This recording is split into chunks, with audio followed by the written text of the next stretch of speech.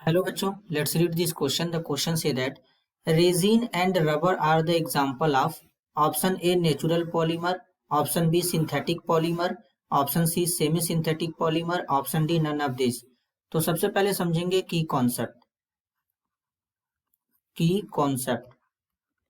Concept होगा natural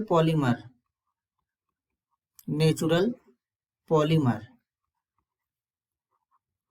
अब natural polymer का मतलब होता है कि ऐसे पॉलीमर जो हमारे नेचर से डिराइव किए जाते हैं, बनाए जाते हैं। जैसे कि फॉर एग्जांपल जो रबर होता है, रबर एक नेचुरल पॉलीमर होता है। अब रबर जो होता है इसका प्लांट होता है, जैसे कि इंडिया, श्रीलंका, इंडोनेशिया, मलेशिया, इन सब जगहों पे रबर का प्लांट उगाया जाता है। रबर के प्लांट से लेटेक्स निकाला जाता है, उसका जो बार्क होता है, छाल, उसके छाल से लेटेक्स निकाला जाता है और लेटेक्स निकाल करके उसको केमिकल मेथड के थ्रू फाड़ा जाता है और जिसके थ्रू रबर को बनाया जाता है। तो जो रबर होता है एक नेचुरल पॉलीमर होता है।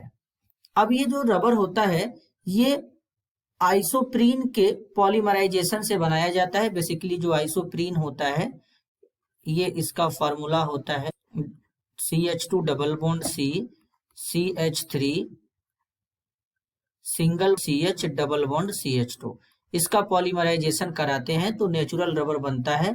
और नेचुरल रबर जो होता है इसका स्ट्रक्चर कुछ इस तरीके से यहाँ पर होता है।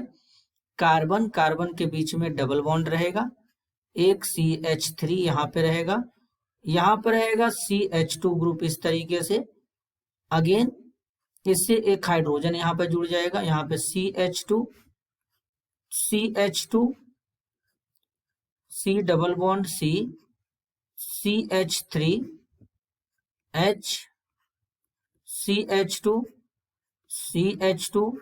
C double bond C CH3 H CH2, इस तरीके से इसे नेचुरल रबर कहते हैं, नेचुरल रबर कहते हैं। तो ये जो नेचुरल रबर होता है ये एक नेचुरल पॉलीमर होता है। इसी तरीके से जो रेजिन होता है, रेजिन भी ये नेचुरल पॉलीमर होता है।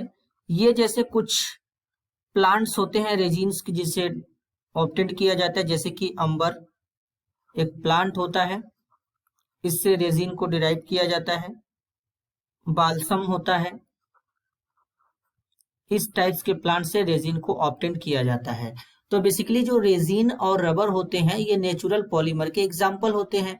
तो यहाँ पर करेक्ट ऑप्शन होगा A, natural polymers. This is your answer. I hope you understood it well.